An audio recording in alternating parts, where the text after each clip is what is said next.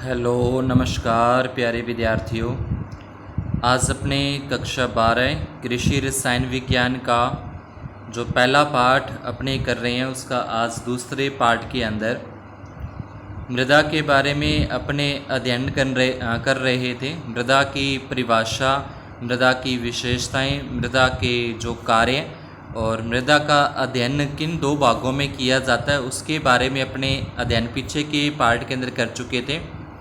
आज अपने नेक्स्ट अगला टॉपिक है अपना मृदा एक प्राकृतिक पिंड है कैसे।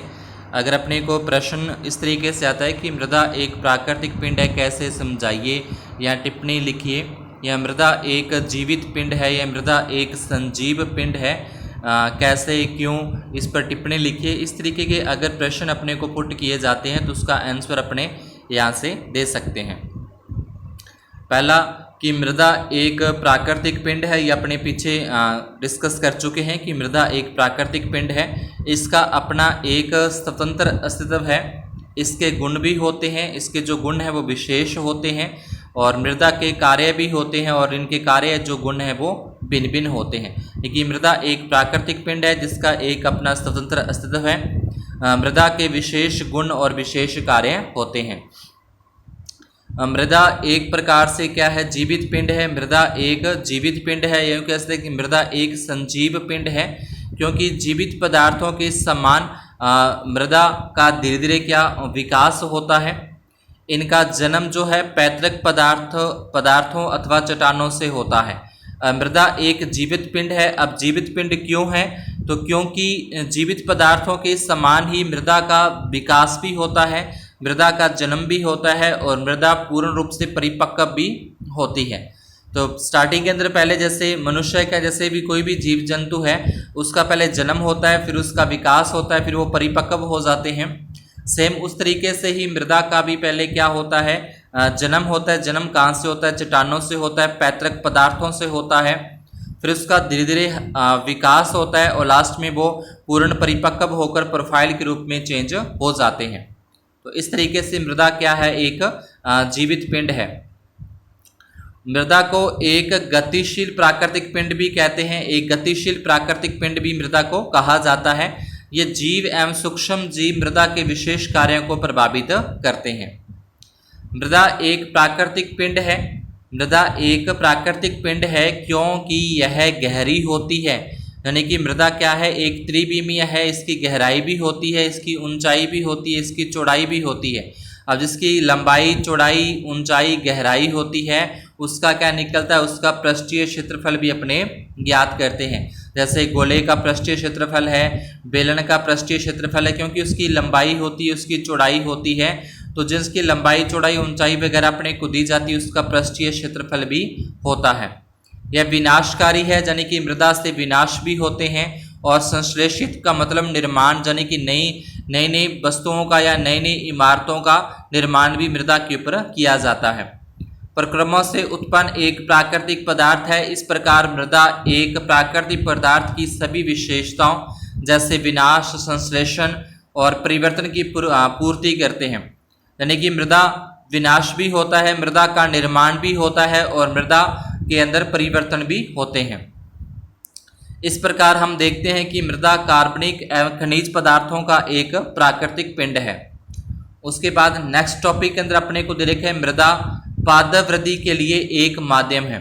यानी कि जो मृदा है वो पादपों की वृद्धि के लिए, पेड़ पौधों की वृद्धि के लिए किस तरीके से एक माध्यम का कार्य करती है। पौधों की वृद्धि को प्रभावित करने वाले कारकों को 3 वर्गों में विभाजित किया जाता है। प्रश्न पूछता है कि मृदा पौधों की वृद्धि को प्रभावित करने वाले कारकों को कितने भागों में विभाजित किया जाता है। 3 भागों में विभाजित किया जाता है। अगर उससे नाम पूछते हैं तो पहला आता है जलवायु संबंधी कारक। जलवायु के अंदर एक तो जल से संबंधित आते हैं और एक अपने वायु से संबंधित इसमें कारक आते हैं। यानी कि जल की मात्रा कम ज़्यादा होने से पेड़ पौधों की वृद्धि प्रभावित होती है। अगर ऑक्सीजन पूर्ण मात्रा के अंदर अगर ऑक्सीजन पेड़ पौधों को नहीं मिल पाती या कार्बन डाइऑक्साइड पेड़ पौधों को नहीं मिल पाती तो उससे भी उसकी जो वृद्धि है वो प्रभावित होती है। उसके बाद दूसरा आता है जीवीय कारक। जीवीय मतलब जो सूक्ष्म जीव होते हैं, कवक होते हैं, प्रोटोजोआ होते हैं। तो ये सारे के सारे जो सूक्ष्म जीव हैं जो पेड़ पौधों के मित्र भी कहलाते हैं, तो वो भी क्या करते हैं, पेड़ पौधों की वृद्धि को प्रभावित करते हैं। तीसरा जो सबसे इम्पोर्टेंट कारक है वो अपना आता है मृदीय कारक। यानी ये जो सारे के सारे प्रक्रम है, जलवायु भी मृदा के अंदर ही समाहित है और जीवीय कारक है वो भी मृदा के अंदर ही समाहित है। यानी ये सारे के दोनों जो प्रक्रम है, चाहे वो जलवायु संबंधी कारक हो चाहे वो जीवीय कारक हो, ये दोनों के दोनों कारक ही मृदा के अंदर ही संपन्न होते हैं। तो यहाँ पे मृदीय वर्ग में यानी कि जो मृदा है, मृदीय वर्ग में यानी कि इस वर्ग के अंदर मृदीय वर्ग में मृदा के सभी भौतिक, रासायनिक और जैविक गुण तथा मृदा में होने वाले सभी प्रक्रम पेड़ पौधों की जो वृद्धि है उसको प्रभावित करते हैं। मृदीय वर्ग में मृदा के सभी भौतिक, रासायनिक, जैविक गुण तथा मृदा में होने वाले सभी प्रक्रम पेड़ पौधों की जो वृद्धि है उसको प्रभावित करते हैं। अब इस किस तरीके से प्रभावित करते हैं, तो पहला अपने को दे रखे मृदा पौधों की वृद्धि के लिए निम्न आवश्यक दशाएं प्रदान करती है, यानी कि उनको प्रोवाइड करवाती है। जो मृदा है, मृदा पेड़ पौधों की वृद्धि के लिए या पेड़ पौधों के भरण पोषण के लिए जो आवश्यक दशाएं यानी कि जो आवश्यक कंडीशन उनको प्रोवाइड करवाती है, प्रदान करवाती है, वो इस प्रकार से अपने को दे रखी हैं। पहला अपने दे रखा है आवश्यक खाद्य तत्व। अब आवश्यक खाद्य तत्व का अंदर जैसे मतलब इससे कार्बन भी मिलता है, इससे हाइड्रोजन भी मिलता है। किससे? मृदा से कार्बन की मात्रा भी मिलती है, हाइड्रोजन भी मिलता है, ऑक्सीजन भी मिलता है, नाइट्रोजन भी मिलता है, फास्फोरस भी मिलता है, पोटेशियम मिलता है। और सभी प्रकार के जन तत्व जो हैं जो पेड़ पौधों को आवश्यक होते हैं खाद्य के लिए, खाने के लिए, वो सारे के सारे जो आवश्यक खाद्य तत्व हैं, चाहे वो जिंक है, चाहे वो लोहा है, चाहे वो कुछ भी, तो वो सारे के सारे पेड़ पौधों को मृदा से ही प्राप्त होते हैं। लेकिन मृदा के माध्यम से ही पेड़ पौधों को जड़ों से होकर वो तने के अंदर से होकर पेड़ पत्तियों तक, फूलों तक और फलों तक वो पहुंचते हैं। तो जो इसमें जो माध्यम है वो माध्यम क्या है? वो माध्यम मृदा है। सभी पौधों को अपने पोषक के लिए carbon, hydrogen, oxygen, nitrogen, phosphorus, potassium, calcium, magnesium, लोहा, गंधक और अन्य सूक्ष्म तत्वों की आवश्यकता होती है। मृदा से पौधों को जो ये सारे के सारे जो सूक्ष्म तत्व हैं, यानी कि जो भी अपने ऊपर नाम लिखे वो सेम आ जाएंगे। फास्फोरस है, पोटेशियम, गंधक, कैल्शियम, लोहा, बोरॉन, मैग्नीज, जस्ता, तांबा, ये सारे के सारे सूक्ष्म होते हैं, यानी कि थोड़ी सी मात्रा ही इनकी जरूरत पड़ती है पेड़ पौधों को। तो ये कहाँ से प्राप्त होते हैं? ये इनको पेड़ पौधों को मृदा से प्राप्त होते हैं। नाइट्रोजन जो है वो मृदा से भी प्राप्त होती है और हवा से भी प्राप्त होती है। वायु एवं जल से पौधों को कार्बन, हाइड्रोजन और ऑक्सीजन मिलती है। दूसरा आता है जल। तो जल अपने को पता है कि जल सभी के लिए मोस्ट इम्पॉर्टेंट है, बहुत ही अति महत्वपूर्ण अंग होता है जल।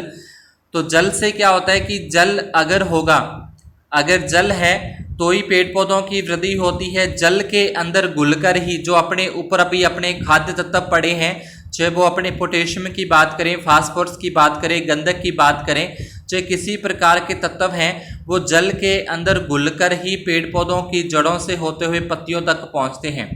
तो इस आधार पे भी जल एक क्या है? महत्वपूर्ण अंग बन जाता है। यह मृदा का एक प्रमुख अंग है। मृदा से जितने खाद्य पदार्थ पौधे लेते हैं उनमें पानी का भाग सर्वाधिक होता है। पौधों के लिए पानी की मात्रा कम होने पर कोशिकाएं जो होती हैं, सेल्स जो होती हैं पेड़ पौधों की, उनका विस्तार नहीं होगा, उनका विभाजन नहीं होगा। विभाजन का मतलब नई कोशिकाओं का निर्माण नहीं होगा। पेड़ पौधों के जो कले हैं वो नहीं फूटेंगे, यानी कि नए नए उसकी जो पत्तियां आती हैं वो आना बंद हो जाएंगी। और पौधों में प्रकाश संश्लेषण के लिए भी पानी की आवश्यकता होती है। अगर पानी पेड़ पौधों को उचित मात्रा के अंदर प्राप्त नहीं होगा तो जो प्रकाश संश्लेषण की क्रिया है जिसके माध्यम से पेड़ पौधे अपना भोजन बनाते हैं, तो वो प्रकाश संश्लेषण की क्रिया भी क्या हो जाएगी? धीमी पड़ जाएगी।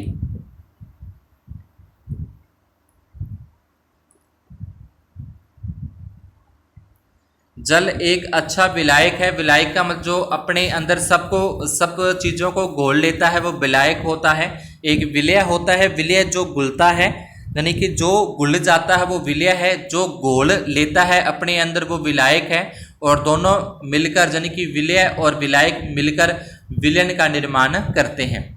तो जल एक अच्छा विलायक है और पोषक तत्वों को घोल लेता है, तो सभी भी पौधों के लिए पोषक का कार्य करता है।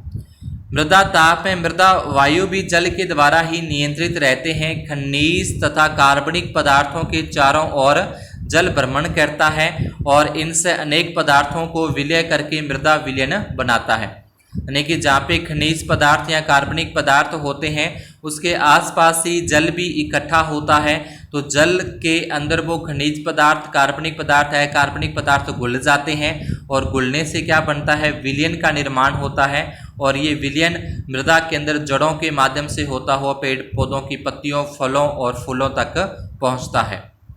दूसरा आता है जड़ों के श्वसन के लिए ऑक्सीजन है। तो अपने को पता है कि सभी जो जीवित पदार्थ हैं, चाहे वो पेड़ पौधे हैं, चाहे वो जीव जंतु हैं, वो सारे के सारे अगर श्वसन की बात करें तो श्वसन के अंदर वो ऑक्सीजन को ग्रहण करते हैं और कार्बन डाइऑक्साइड को वो बाहर छोड़ते हैं। और जो पेड़ पौधे हैं वो भी श्वसन के अंदर ऑक्सीजन को ग्रहण करते हैं। लेकिन अगर प्रकाश संश्लेषण की बात की जाए तो प्रकाश संश्लेषण में पेड़ पौधे कार्बन डाइऑक्साइड को ग्रहण करते हैं और ऑक्सीजन को बाहर छोड़ते हैं। लेकिन अगर श्वसन की बात की जाए तो श्वसन के अंदर भी पेड़ पौधे ऑक्सीजन को ग्रहण करेंगे और कार्बन डाइऑक्साइड को बाहर छोड़ेंगे, जैसे मनुष्य करता है, जैसे अन्य जीव जंतु करते हैं। तो सभी जीवित पदार्थों, जंतुओं, पौधों के लिए श्वसन अनिवार्य होता है और श्वसन के लिए ऑक्सीजन है वो नितांत आवश्यक है, यानी कि बहुत ही ज़्यादा आवश्यक है। पौधों की जड़ों के श्वसन के लिए ऑक्सीजन मृदा वायु से प्राप्त होती है। साधारणतः मृदा वायु से 20.3%, ऑक्सीजन है वो 79.01 यानी कि 79.01% और नाइट्रोजन तथा 0.3% कार्बन डाइऑक्साइड मिलती है। मृदा से उचित मात्रा में ऑक्सीजन न मिलने पर पेड़ पौधों की जड़ों की वृद्धि नहीं हो पाती, फलतः पौधों की वृद्धि रुक जाती है या जो पौधा है वो मृत हो जाता है। अगला जो मृदा का कार्य इसमें आता है वो यांत्रिक आधार आता है, यानी कि उसको सहारा प्रदान करती हैं। कुछ मृदाओं की भौतिक एवं रासायनिक दशाएं ऐसी होती हैं जिनसे पौधों की जड़ें आसानी से गहराई तक फैल भी जाती है और ये मृदाएं आदर्श होती हैं। अब आदर्श मृदाएं कौन सी होती हैं, तो वे मृदाएं जिनके अंदर पेड़ पौधों की जड़ों का विकास अच्छे से होता है, यानी कि पूरी पेड़ पौधों की जड़ें अच्छे से फैल जाती हैं, तो वो आदर्श मृदाएं होती हैं। जिनके अंदर पेड़ पौधों की वृद्धि अच्छे से नहीं हो पाती, अच्छे से नहीं फैल पाती, वो अनादर्श मृदाएं कहलाती हैं। क्योंकि इनमें वृद्धि वाले पौधे पवन दृढ़ होते हैं, जल भाव को भी वो सहन होते हैं, यानी कि ज़्यादा अगर जल उसके अंदर ज़्यादा जल भरा जाता है तो भी पेड़ पौधे उसको सहन कर लेते हैं। अगर उसमें जल की कमी होती है तो जो आदर्श मृदाएं होती हैं, आदर्श मृदा के अंदर पेड़ पौधों की जड़ें गहराई तक चली जाती हैं, जिसके कारण वो नीचे के पानी को भी सोख लेती है। तो अगर पानी की कमी होती है तो भी पेड़ पौधा उसको सहन कर लेता है। ये मृदा एक आयतन के पोषकों को शोषित कर सकते हैं। पौधों की जड़ें प्राकृतिक तथा कृत्रिम कड़ी परतों और संस्तरों, नमी इत्यादि अत्यधिक व न्यूनतम मात्रा विषैले विलय लवणों की उपस्थिति में उचित प्रकार से या बिल्कुल भी वृद्धि नहीं करती। तो कुछ इस प्रकार की होती हैं जो पेड़ पौधों के अंदर जो मृदा है, मृदा पेड़ पौधों की जड़ें उसके अंदर क्या करती हैं, वृद्धि नहीं कर पाती, बिल्कुल भी वृद्धि नहीं कर पाती, तो उसको अपने अनादर्श मृदाएं कहते हैं। पौधों की वृद्धि के लिए उपयुक्त आवश्यक दशाओं के अतिरिक्त अनुकूल मृदा ताप का होना आवश्यक है, क्योंकि यह पौधों द्वारा मिट्टी से खाद्य पदार्थ प्राप्त करने, जल शोषण तथा जड़ों की वृद्धि को प्रभावित करता है। उपरोक्त सभी दशाओं के आधार पर यह कहा जा सकता है कि पौधों की वृद्धि के लिए मृदा एक आवश्यक माध्यम है। यानी कि ऊपर आपने देखा कि खाद्य तत्व भी मृदा से प्राप्त होते हैं, जल भी मृदा से प्राप्त होता है, जो ऑक्सीजन है वो भी मृदा से प्राप्त होती है, जो यांत्रिक आधार है वो भी मृदा से प्राप्त होता है। तो इन सभी दशाओं के आधार पे अपने कह सकते हैं कि जो पौधों की वृद्धि के लिए मृदा एक क्या है, आवश्यक माध्यम है। उसके बाद अगर अपने बात करें मृदा अवयव की, कि मृदा के अंदर कौन कौन से अवयव होते हैं, तो सबसे पहले जो मृदा की मुख्यतः 3 अवस्थाएं अपने को दी गई हैं। मृदा प्रणाली में 3 प्रावस्थाएं होती हैं। वो अपने को पता है किसी भी पदार्थ की 3 अवस्थाएं होती हैं, ठोस रूप में होता है, द्रव रूप के अंदर होता है और गैस रूप के अंदर पाया जाता है। तो मृदा की भी 3 अवस्थाएं होती हैं, ठोस अवस्था, द्रव अवस्था और गैस अवस्था। गैस अवस्था नए के बराबर होती है, ठोस अवस्था और द्रव अवस्था के अंदर ये मृदाएं पाई जाती हैं। मृदा को खाद्य तत्व प्रदान करने की दृष्टि से केवल ठोस एवं द्रव अवस्था ही महत्वपूर्ण है। मृदा के ठोस अवयव महीन अवस्था में होते हैं। मृदा आयतन का लगभग 50% भाग ठोस पदार्थों से घिरा रहता है, यानी कि जो 100 में से 50% जो भाग है वो ठोस पदार्थों से घिरा होता है, और शेष का जो 50% भाग है उसमें से 25% जल के होते हैं और 25% वायु के होते हैं, जिसे अपने संयुक्त रूप से रंध्रावकाश कहा जाता है। यानी कि जल और वायु दोनों का जो 50% है, 25 और 25% है, दोनों को मिलाकर अपने रंध्रावकाश यहाँ पे कहते हैं। मृदा के मुख्य रूप से 4 अवयव होते हैं। पहला इसमें आता है खनिज पदार्थ का, दूसरा आता है कार्बनिक पदार्थ का। 4 अवयव है, खनिज पदार्थ, कार्बनिक पदार्थ, और उसके बाद नेक्स्ट अपना आता है जल और वायु के रूप में, जल और मृदा वायु के रूप में। तो इसको इस तरीके से यहाँ पे चार्ट के माध्यम से भी अपने को दर्शा रखा है कि मृदा है, मृदा के 2 भागों के अंदर एक ठोस भाग 50% है, रंध्रावकाश है वो 50% है। उसमें अपने रंध्रावकाश के अंदर 25 और 25 आ जाते हैं, द्रव और गैस दोनों आते हैं। और ठोस रूप के अंदर देखें तो ठोस रूप के अंदर खनिज पदार्थ आते हैं। 45% जो भाग है वो खनिज पदार्थों का है, और 5% जो भाग है वो कार्बनिक पदार्थों का है। खनिज पदार्थों को आगे फिर यहाँ पे बांटा गया है क्रिस्टलोलाइट्स के अंदर, कोलाइट्स के अंदर, और ह्यूमन्स और सड़े गले पदार्थों के अंदर ये कार्बनिक पदार्थ के अंदर आ जाते हैं, और जीवित सूक्ष्म जो जीव हैं। तो इन सभी का जो अध्ययन है वो आगे अपने को चैप्टर दे रखा है। आगे का जो चैप्टर होगा उसके अंदर इनके अपने कोलाइड्स क्या होते हैं, ह्यूमन्स क्या होते हैं, कार्बनिक पदार्थ हैं, इनके बारे में आगे अपने नेक्स्ट चैप्टर के अंदर अध्ययन करेंगे। फिलहाल अपने को यहाँ पे इतना ही ध्यान रखना है कि जो मृदा है उसको 4 भागों में बांटा गया है। पहला अपना खनिज था, उसके बाद कार्बनिक पदार्थ है, उसके बाद अपना जल है, उसके बाद अपना वायु है। तो अगर अपने से पूछता है कि मृदा का आयनात्मक संगठन एक पाई चार्ट के अंदर अपने को देना है, पाई चार्ट के अंदर यहाँ बोलता है कि आयनात्मक संगठन देना है, तो उसको अपने इस तरीके से भी दर्शा सकते हैं, एक डायग्राम के माध्यम से भी अपने जो मृदा का जो कितने भागों में बांटा गया है उसका क्या अनुपात है, क्या उसका आयतनात्मक संगठन क्या है। तो मृदा का जो संगठन है वो अपने को 4 भागों में ध्यान रखना है। एक खनिज पदार्थ है 45% है, कार्बनिक पदार्थ है 5% है, वायु और मृदा जो है वो 25 और 25% अपने को दे रखे हैं। अब खनिज पदार्थ है तो खनिज पदार्थ के अंदर क्या कुछ आता है वो अपने को यहाँ पे दे रखा है, इसको आपने रीड कर लेना है अच्छे से।